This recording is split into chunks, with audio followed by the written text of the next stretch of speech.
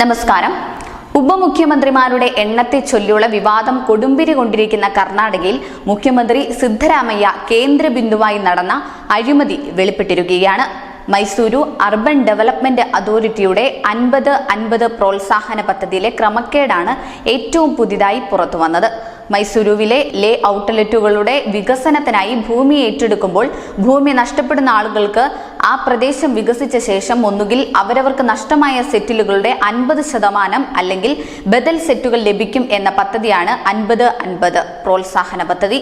Mysuru urban development authority സിദ്ധരാമയ്യയുടെ ഭാര്യ പാർവതിക്ക് ഒരു ബദൽ സൈറ്റ് അനധികൃതമായി ക്രമം വിട്ട് അനുവദിച്ചതാണ് ഇപ്പോഴത്തെ ആരോപണത്തിന് കാരണം.